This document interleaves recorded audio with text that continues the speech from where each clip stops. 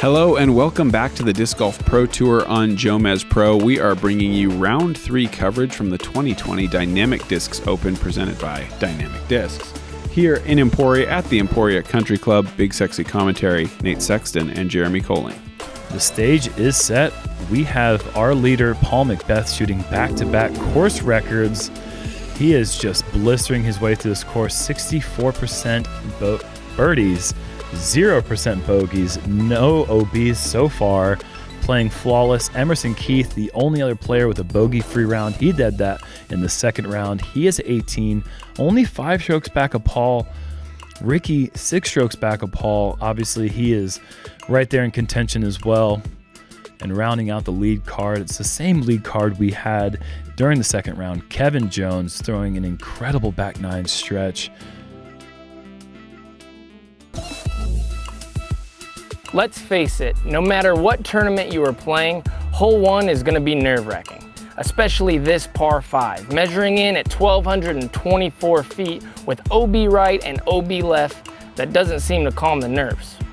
But let's say you do land one in the middle. The second shot does get a little easier from there.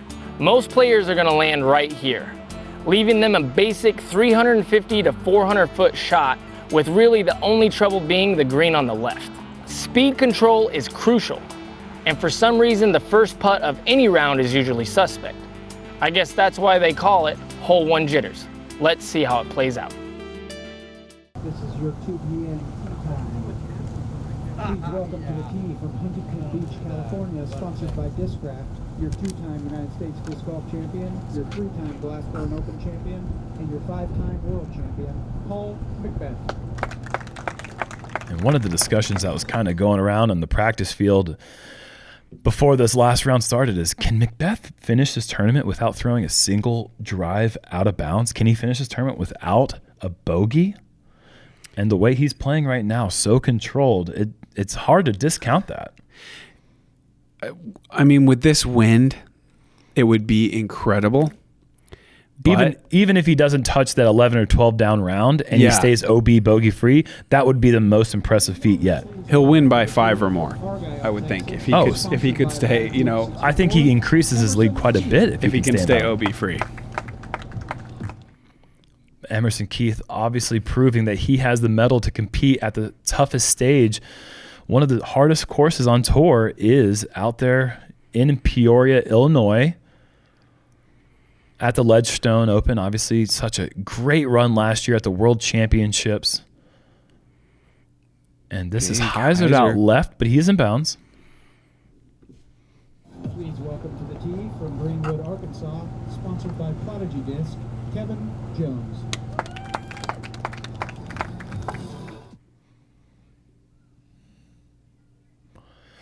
Now, Kevin is a player who does like to utilize the understable drivers and use a lot of flip up.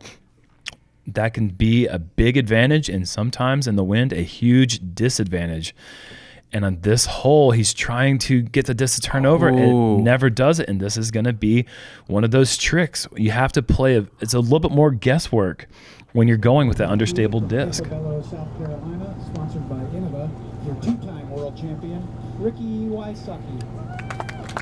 Obviously, Ricky feels very comfortable out here at the Emporia Country Club. This is the location of his first world title win in 2016.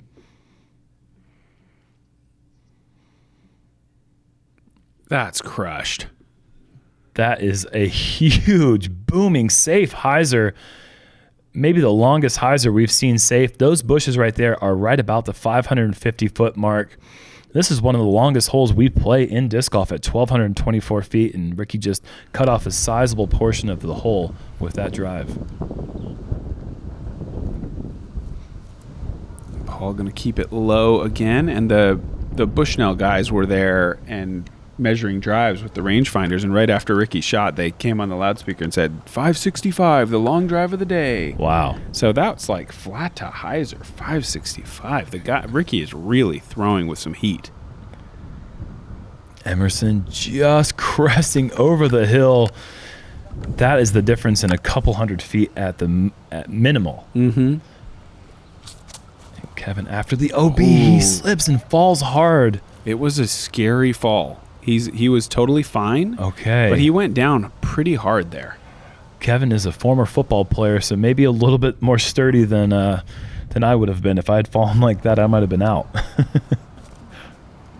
And Ricky able to just go with a placement forehand hyzer after such a big tee shot. And that is in good position.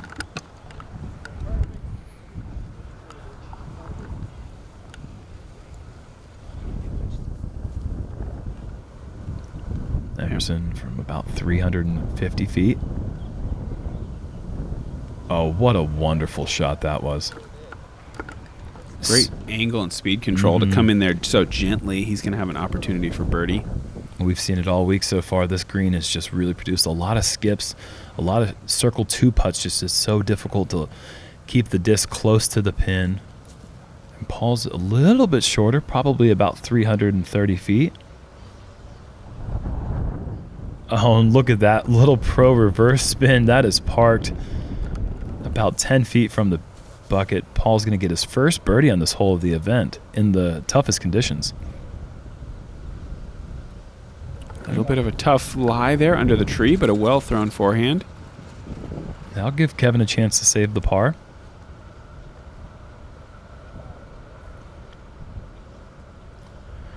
Oh, and Ricky has pulled this shot wide right. And this is a very tricky place to be. Oh. Just drawing a little bit of change right. He still has a little bit of work left in a headwind 22-footer. And certainly around where no putts can be taken for granted.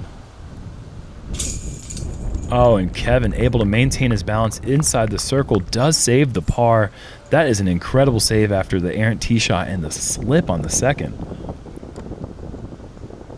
There you can see the wind blowing hard. Ricky for par. And he is off left. An uncharacteristic 3-putt for Ricky Wysocki. He's going to have to settle with a really disappointing bogey after an incredible tee shot. Really, the first 2 shots put him exactly where he wanted to be. Nice putt from Emerson. Yeah, super disappointing, I would think, for Ricky, especially with Paul likely to collect a birdie here. And a 2-stroke swing from Emerson Keith, the player he was just 1 stroke behind a moment ago. And Paul's in for the birdie. And Rick's going to have to settle for the only bogey of the card.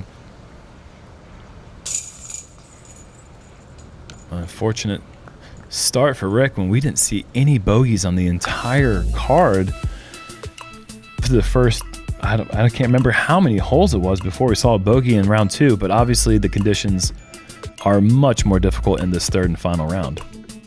On to hole 2, par 4, 759, and personally I would say one of the windiest and most exposed holes on the property. The drive, you're going to have a lot of wind to consider as you pick your angle and your disc.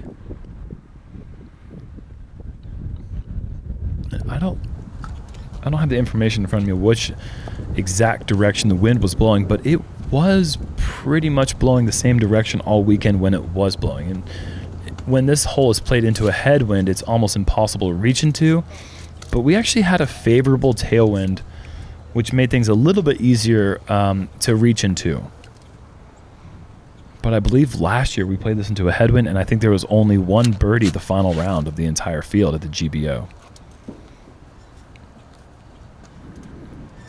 Emerson Keith showing off the forehand distance. Does get around the tree that he hit in round 2, and he's going to be in position to probably throw another forehand up for his approach. And this is laced. Yeah, nice little bit of flip, trusting the disc to finish. Center of the fairway.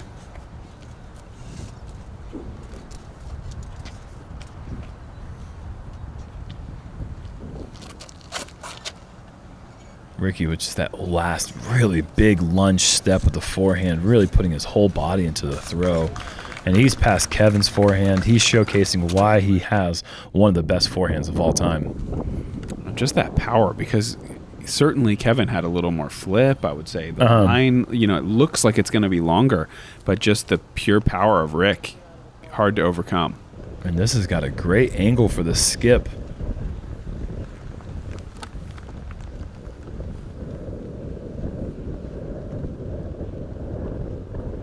And Emerson is lining up another forehand.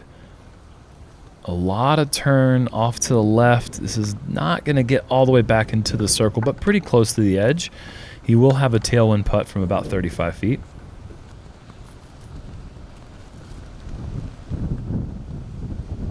Kevin, after that big tee shot, just throwing a hyzer and unable to slow it down. It's so tricky to really judge the exact distance on this approach.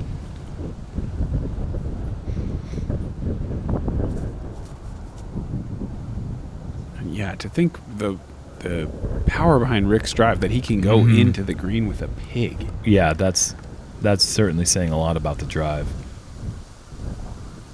Paul's come up short, 48 feet, and just good night. I mean, come on, to start off like that, getting his first birdie of the event on hole 1, and then gaining a 50-footer on 2.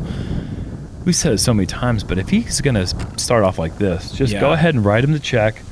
Let's go ahead and focus on who's going to get second. I mean, obviously we're not going to discount these guys yet. There's so much golf left, and it's a difficult day, but he just seems like he's, again, we've said it so many times, but he's chasing a freaking ghost, man. Yeah, I was right there with this group, and Paul threw his approach and turned to me and said, "Oh, that was just a Safety shot. Got it up there short." And then, as Ricky's just left, he drills that long putt and said, "Yeah, I ran that because I felt like I got better wind than all the other guys. I got a tailwind, so." And it was kind of like, well, I get you're not wrong, but like, wow. And you made it.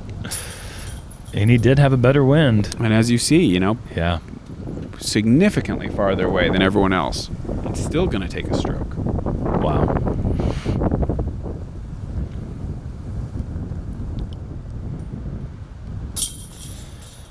So the rich get richer here on hole 2 as McBeth grabs another stroke. Not from the field necessarily, but from this card. The hole averaging right at par. Probably from the ones that matter, as there's a 4-shot gap down to the second card starting this round. Hole 3, par 3, 489 down the hill. You've seen it before. You got out of bounds on the left, long, and right sides. Straight backhand or big forehand are the most common plays. But just once you do get the distance, how are you going to slow that thing down once it gets down there with a little bit of tailwind? Tall task, definitely, with those 2 guardian trees at the very end really dictating the accuracy you need, not just off the tee box, picking which one of these 3 gaps you want to go with, but where the disc is going to land once it's at 430 feet away. Paul is going with the forehand, a fairly safe play, a pretty strong tailwind as you can see here. Paul obviously has the power to get there with a forehand with a hyzer, and his disc just does not stop rolling as it lands about 48 feet to 55. Tough low ceiling look from there behind that tree. Emerson going for the flex forehand play. Keeping this wide, low, and really no skip. It didn't really hit the hyzer angle to get that big skip that he was looking for.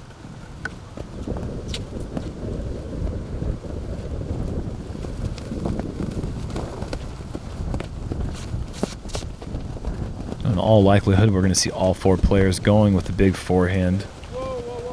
And that is just a crazy skip that just really showcases how unpredictable this wind can be from time to time. I mean, look at the contrast between Emerson's shot and Kevin's shot. Clearly, Kevin had more angle and speed. Yeah. But still, to go from 0 skip to 80 feet.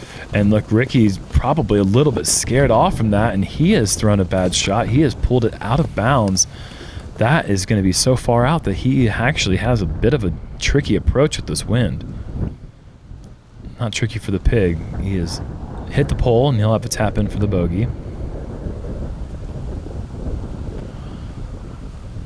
But really 2 wildly drastic drives, and Paul with a really only kind of boring result as far as the disc just kind of landed and got a little bit of roll, but the rest of them were just so different from one another. I mean, in these conditions, it's just hard to imagine anybody really mounting much of a charge. And if this is how Paul can play it, get down there to circle 2, make half of them, as it appears he's been able to do. I just don't see a way in for a lot of these guys, because it's gonna need to be some mistakes from Paul, and so far he's shown himself incapable of making a significant mistake. That was an incredibly generous spot that the group gave Kevin Jones. He was out of bounds probably 40 feet further back from that, but from where the disc landed, and they just couldn't tell from their angle, they gave him a pretty close spot about 25 feet away. Certainly most likely a stroke separator for Kevin and to his benefit. Can be really tough sometimes when you don't have a spotter down there flagging him. The only information you have is there's the disc and this is the angle we thought it was on, and you can never know whether there was a roll or a slide or what. And certainly measures have been taken to get as many volunteers out here to help as possible, but also measures have been done to eliminate any unnecessary personnel. So if you have a spotter, they just might not be on the right side of the fairway to give you the most accurate spot. Yeah. Hole 4, par 3, 438 with OB all around the basket. Overstable disc, big hyzer for these guys right now. Maybe even kind of a flat to finish to try to stay under the wind. And this hole is coming in actually at the easiest hole of the course at a 2.94, putting in perspective how much more difficult this is than other rounds. Just barely under par is the easiest hole. And with that left to right crosswind we have, it is really difficult to hyzer the disc out of bounds to the left. This is in a little trouble perhaps, but stay safe. Wow, and that OB line is actually a meter off that wall, so Paul is even closer to out of bounds than it might look from that camera angle. Emerson is pushing it. That wind is really fighting, but the disc wins that battle at the very end, is able to hyzer into the circle.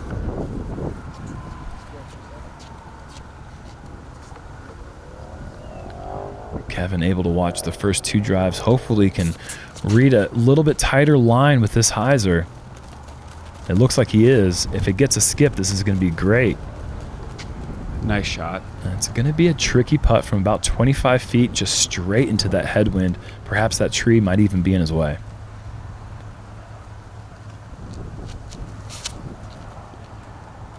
Ricky up high with this, hanging it wide. I kind of like this stalling and hyzering down, and oh, the tree pushes it and back to the wall, and that is out of bounds, and that is just an absolute heartbreaker. Hit the tree and come down? Yeah. Terrible break. Oh my goodness, that is so unfortunate for Rick.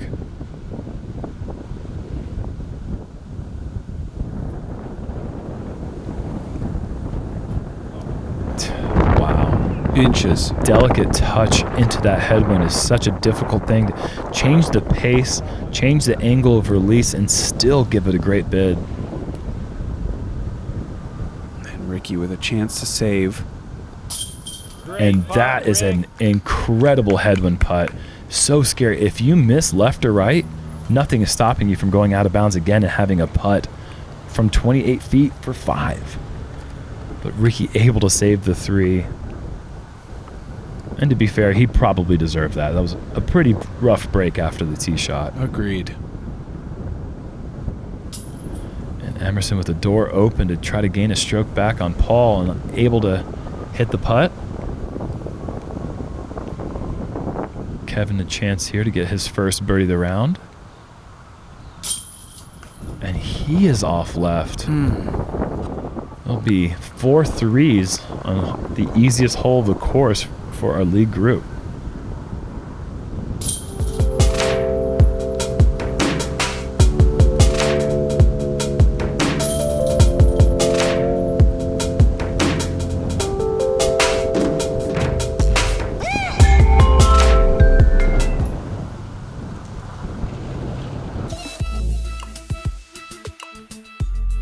Hole 5, par 4, 681, just keeps getting narrower all the way up, and this is just not the hole you're looking to play in a windy day. It's so hard to hit that tiny green and get your angles right to get in there and stick by the basket. And we're going to be going straight into that headwind that we've been benefiting from the tailwind for the last 3 holes, and even the crosswind on the last hole wasn't hurting anyone, but now straight into a headwind on one of the more difficult holes on the course. Strategy certainly changes as far as what disc you're throwing, and Paul has ripped this. A good looking tee shot. We're hearing claps, but I did not see the result. It's straight up the middle. Solid shot.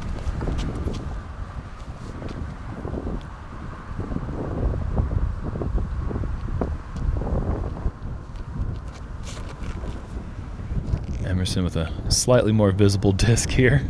Heisering off to the left side. That is going to be shorter than he'd like, and that roll back to the middle did not help him.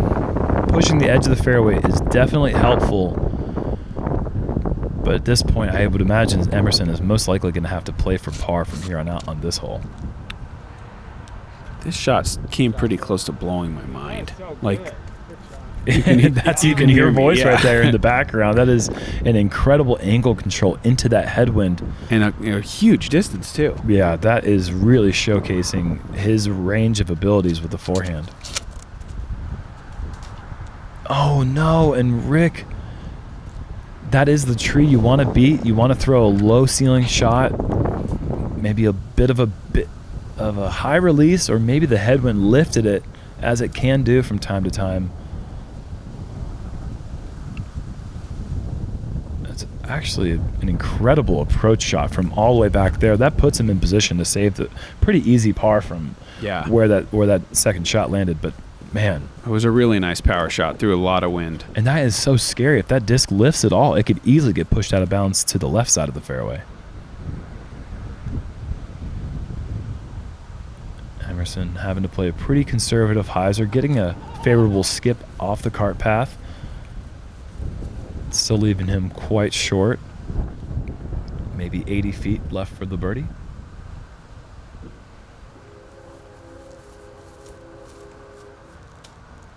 Paul from an attackable position, catching some foliage, and that is also going to come up short of an uphill headwind putt. Kevin by far the best position in the group. Is a really nice looking hyzer skip shot. Again, coming up short. Those are going to be really tricky putts into that headwind.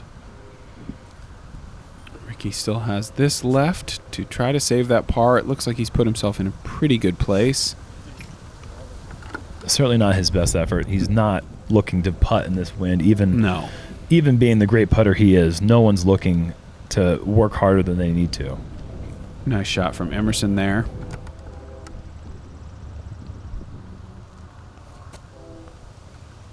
And Paul content to lay that one up.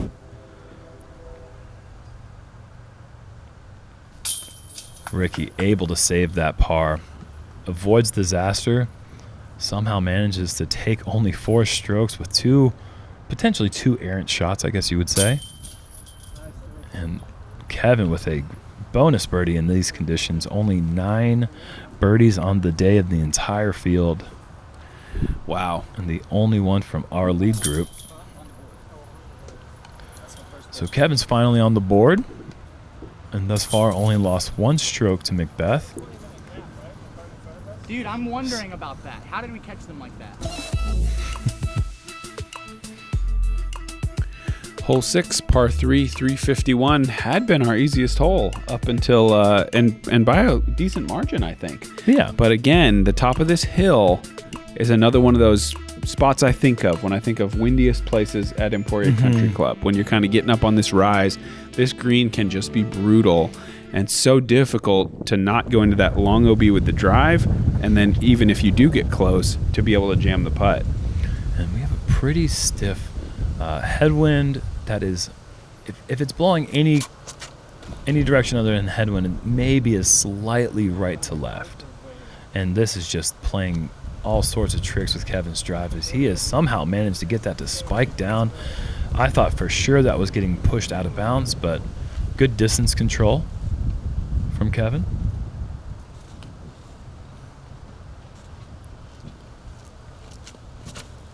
This has really been the disc that Paul's been going to pretty much all week so far. And look at that skip right there. leaving him, and it's rolling backwards. I was standing right there. That was an amazing shot. He went wide and low. The skip fully backwards, because as soon as it showed its edge, it went backwards, and then it rolled backwards more. So it was, what a weird line to get to the basket. But not sure I've ever seen something just immediately skip backwards. And oh no, Emerson has made a huge mistake going out of bounds on the green or the bunker. In the sand. Into the bunker. Oh no. Just kept it a little too low, trying to avoid this situation where the disc is just floating up high for Ricky. And just cruising past the basket into the out of bounds. He will have a tailwind putt, but that is not what he is looking for at all, obviously. Emerson with great touch. That'll be a bogey.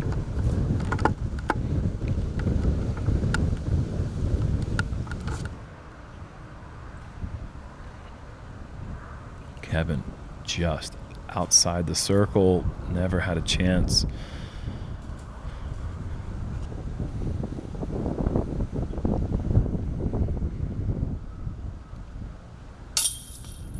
Oh, wow. Just the power of the putt.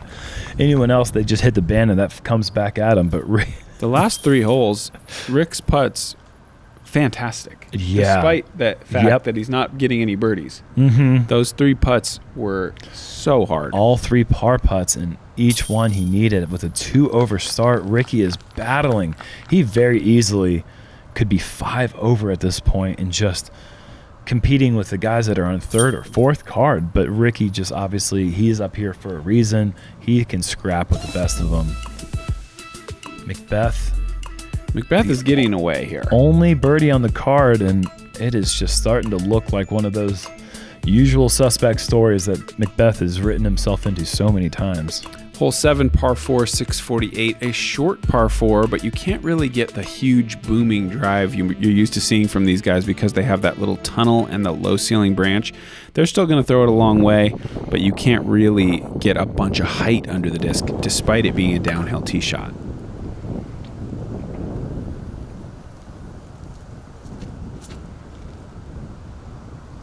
Paul keeps this low, but too low, and look at that. Wow. Able to keep the nose up enough to slide out of the out of bounds, and even more than that, he got about another 80 feet up the fairway.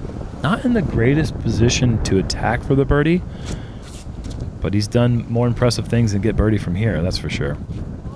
Oh, and that is really unfortunate. Kevin was heading all the way down to the ditch, I think, with that tee shot. I agree. That was going to be so far. Ricky throwing a halo destroyer.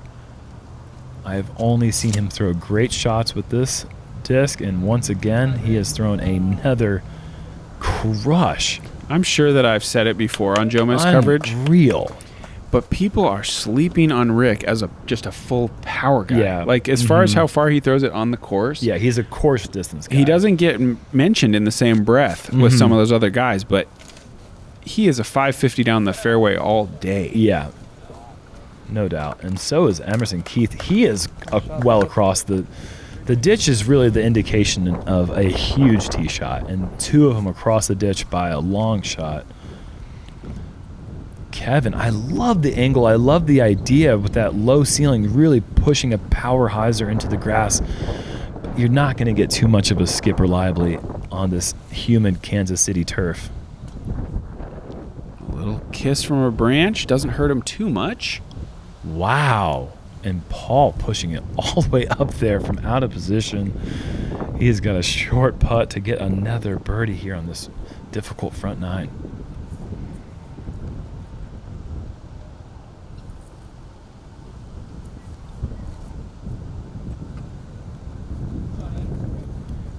Emerson just beautiful flexing shot. That to the pin. He is parked.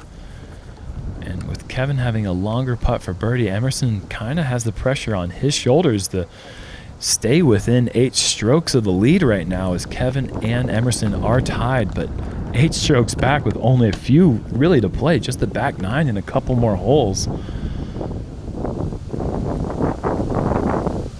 Something drastic needs to happen to get the field back into play. Kevin, the long birdie look. Oh, and another one just off the chains. A great effort.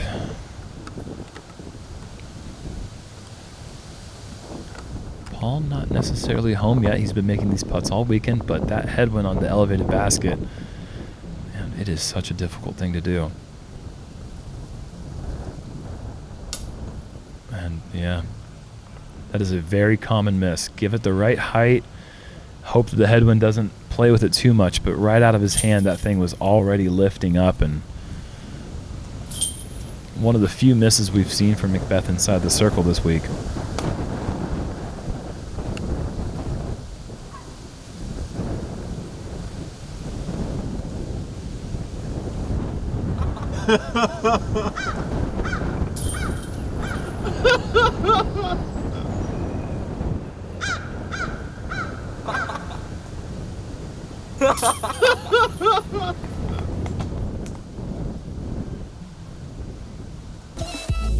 Hole 8, par 5, 1,014 feet of just windy grass. You're going to try to keep it in between that rough on the left and the cart path on the right all the way down. You've got a few trees here late to get underneath. Ideally, with a second shot, you're going to push up into this area where the geese are all hanging out and then allow yourself a pretty simple shot to get up there for your birdie putt. But nothing simple today with as much wind as these guys are dealing with. Especially, I feel like throwing downhill is just so much time for the disc to be affected. And it can't be any easier when you have some hecklers behind you. There were some of the most annoying 12-year-olds that I have personally ever seen up there on the pool deck, just yelling down some stuff at the players. It was in poor taste. But these players, they've dealt with that kind of competition. A lot of times when you're playing just your casual rounds with your friends, they're kind of in your ear, but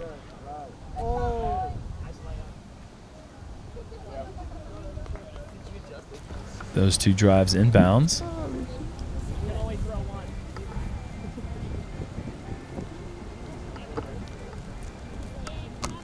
Okay, the reminder that he can only throw one, that's kind of funny.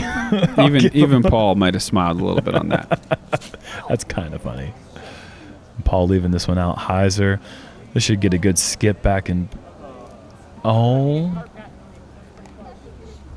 and there it is. That's the first one. It took all of, I can't even do the math. It's 36 plus 8. Yeah, it's a lot of holes. And wow. And it's a pretty disastrous one. Like yeah. in that he's not going to get to move up as far as you would like. He spent quite a lot of time out of bounds there. I'm going to say this, he is certainly in danger of taking his first bogey. Kevin throwing the forehand, just never getting the hyzer it needed. Oh. Good news, they're away from the hecklers. Bad news, you're out of bounds. Quite a ways back. And oh no, this is certainly, and this needs luck to stay in bounds as far right as this is, and Paul is out of bounds a second time. Folks, it is happening right now. We are going to see McBeth have his first drop stroke of the entire event. At least one. The question now is just, what is the damage control? How many? It would be an incredible 6. Yeah, it's possible, but I don't. He is pretty far back. And Ricky's drifting right OB as well. Oh, and he just needed that to hyzer with that tailwind that just never caught the edge he was looking for. And that is going to be a ways back as well. And if Emerson can keep this in bounds, as it looks like he will. Yeah, this is a good-looking tee shot, or a second shot. It's almost a tee shot, as wide open as it is. That is fairly short, though. 2 good shots are usually leaving these players up under the trees. And Kevin's got a nice low-ceiling drive. If this doesn't get a bad skip, he's going to be an ideal spot. That's where you'd like to be after 2 throws. Fortunately, Kevin does have the penalty stroke added to that, so that is technically his 3rd throw.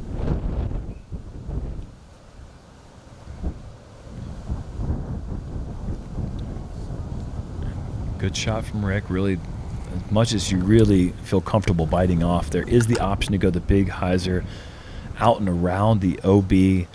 But with this wind, it's so hard to predict. You really just want to keep it low and safe and in the fairway. Paul's 5th shot not really even pushing for it. Okay. Content to play for 7. And Emerson throwing just his 3rd. Probably around the 320-foot mark.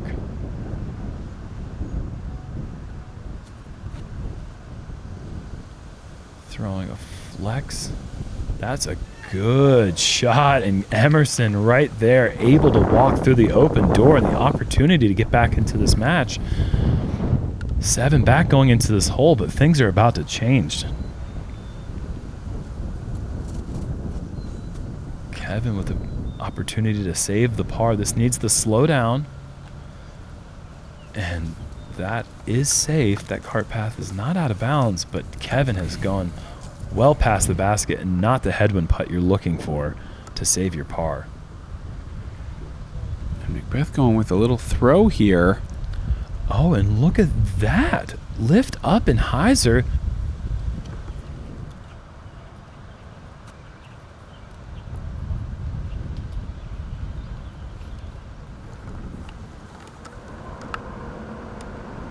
Paul now with a long putt for the 7. And he is, look, ladies and gentlemen, we just saw something that I did not think was possible. The way that this guy has been just a machine throughout the first 3.5 rounds, or 2.5 rounds.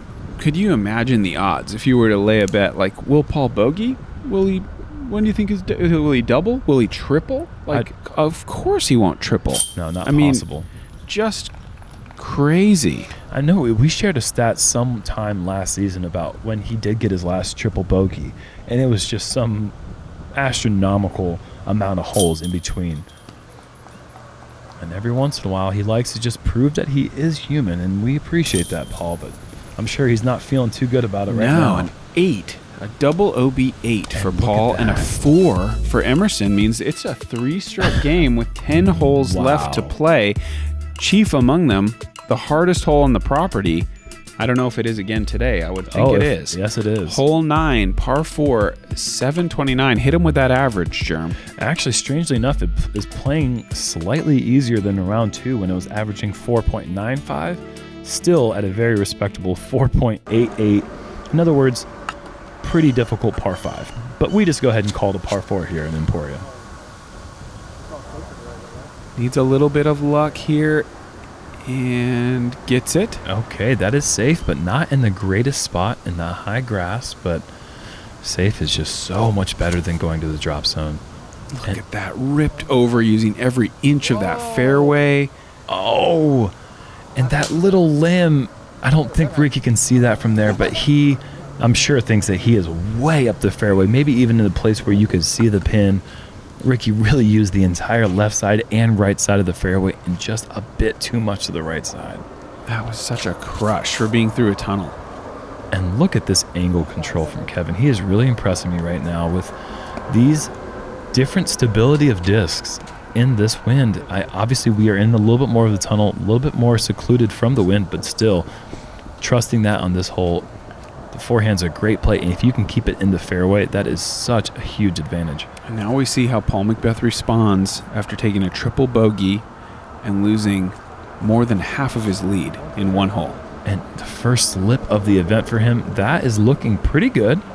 Oh yeah, that's fine. That's in the high grass, but still up the fairway, safe. All 4 players are safe, but you can see Emerson not in the greatest position.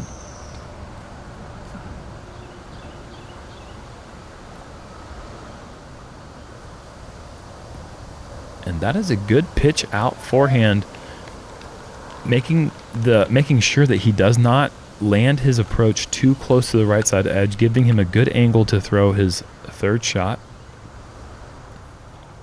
Paul going to do the same, pitching up to the top. Relying on his approach skills.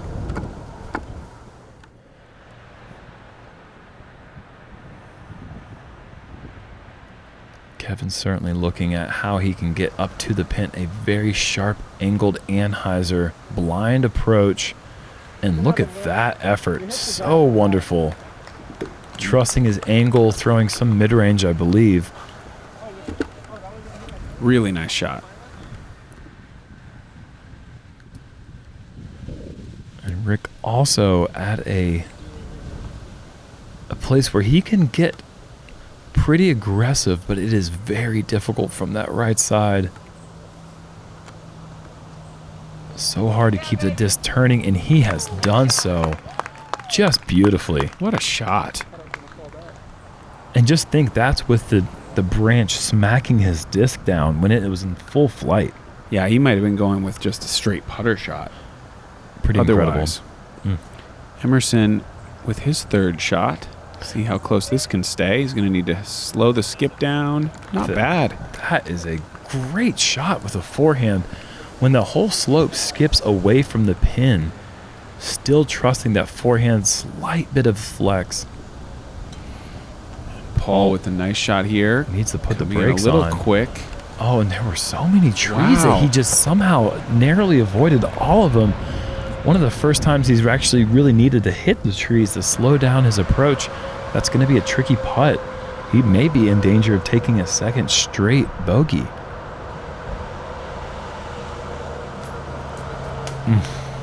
Ricky's birdie look. This is Paul for par. This is a very awkward stance. Not much space to work with. From 37 feet. And another low putt, and the pressure, I guarantee you he is feeling it now, as Emerson has got a short putt for par and a chance to take another stroke back from the player who just seemed like he was sprinting away from the field just a moment ago. It's incredible. Wow. Two-shot game. I mean, if you took a nap or if you went to the bathroom just a minute ago and you came back, you might not realize that you're watching the same tournament. Oh, and Kevin had the birdie chance as well.